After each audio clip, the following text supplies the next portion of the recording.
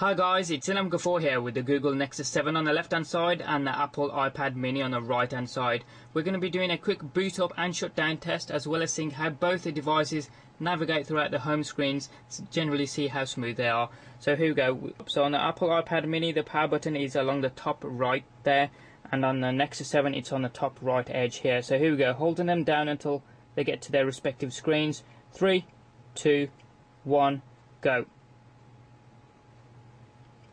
I think the iPad mini may have slightly got to the Apple logo first, but the Google Nexus 7 wasn't too far behind. Now I'm expecting the Nexus 7 to be faster, as it's got a quad-core processor and a Giga RAM, compared to the iPad mini's dual-core processor and 512 megabytes of RAM. Whoa, well actually, I'm surprised that's got to the lock screen way ahead of the Nexus 7. So if I just swipe into it, that's ready to use. Very surprised about that, to be fair. I was expecting the Nexus 7 to kill it.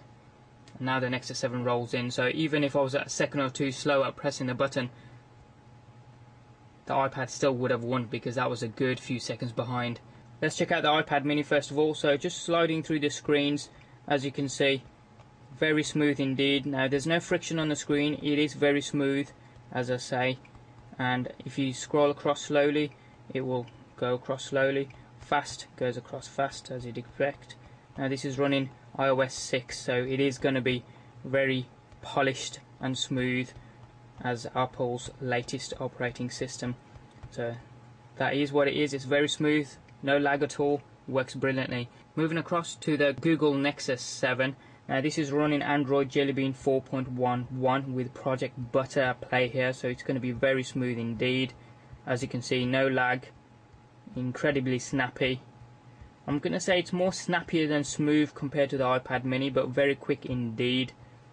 Now if we go across to the application drawer, very quick, as you can see, going through the application screens and the widget screens there.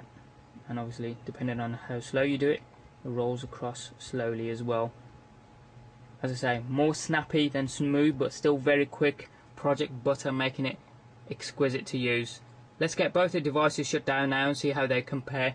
Now this is the reverse of what we've just done, so just holding down the power button on both the devices until they get to their respective screens. Now on the Google Nexus 7 we're going to need to press power off once, because there's one extra click involved in shutting down the tablet, compared with Apple's slider there. 3, 2, 1, go.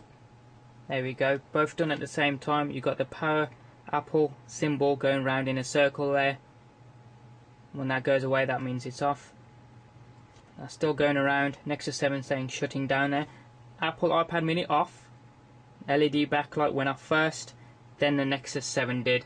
Apple iPad winning the shutdown test by a couple of seconds, I'm going to say there. Any other comments or questions you guys have got, hit them up down in the comment section down below there. Give us a thumbs up if you like this video and you like what you saw. If you haven't already done so, hit subscribe from the button down there. It doesn't cost you anything and it's totally free, and you can check out some of our forthcoming videos.